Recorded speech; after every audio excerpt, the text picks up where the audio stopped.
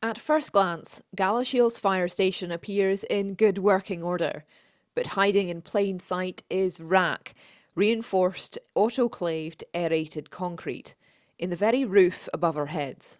Most of the remedial work will be carried out internally, so if we walk through the station you'll see that the engine room right now is how it should be, but the roof is actually RAAC panel construction, so the plan is to put an internal roof in place which will make the existing roof redundant.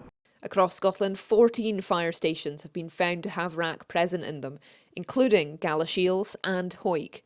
The safest option would be to rebuild all 14 of them at an estimated cost of £80 million. And that money would have to come from the Scottish Government, which says the Scottish Government is providing £393 million in funding for the SFRS in 2024-25, an increase of £29.3 million from the previous year. This will enable SFRS to continue to deliver the high standard of services required to keep our communities safe. But it's not the only issue. The Fire Service is launching a survey to evaluate all 356 of their buildings across Scotland. A lot of them are ageing and need of urgent attention in terms of basic dignified facilities and amenities. To bring all of those up to compliance, that would be an astronomical amount of money. The Union for Firefighters is concerned that action, or rather capital, is simply not available.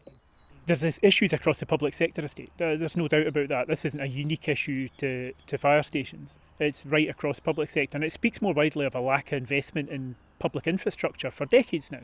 And that can't continue. In fact, ultimately gets us into the situation that we are in today, where there's a level of investment that's required that's going to be really, really significant.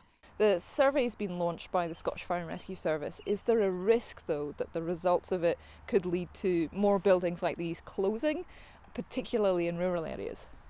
So overall, the union welcomes the consultation itself. There's a lot of issues that we raised ourselves in a firestorm report that we published in the autumn just past, and our members have been raising with us for a number of years. So we welcome the fact the consultation's been launched. Yes, there are potential concerns with the outcome of that consultation. And there are a number of areas. I mean, it's inevitable. The consultation's touched already that they're going to look at the location of the 556 fire stations across Scotland. There'll be a review of that. There's potential concerns around that, but there's also concerns around duty systems and crewing models as well, and ultimately a service that our members provide the public.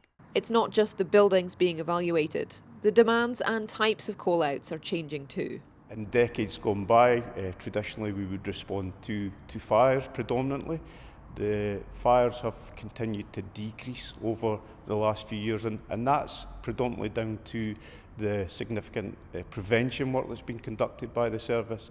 More prevalent risk now comes from climate, so we respond to significant flooding events on a fairly regular basis now. Scotland itself, we experience wildfire incidents as well. SFRS is not alone in needing more investment, and whether it gets it or not, change is already underway for the Scottish Fire and Rescue Service. Isla Todd, ITV News, Galashiels.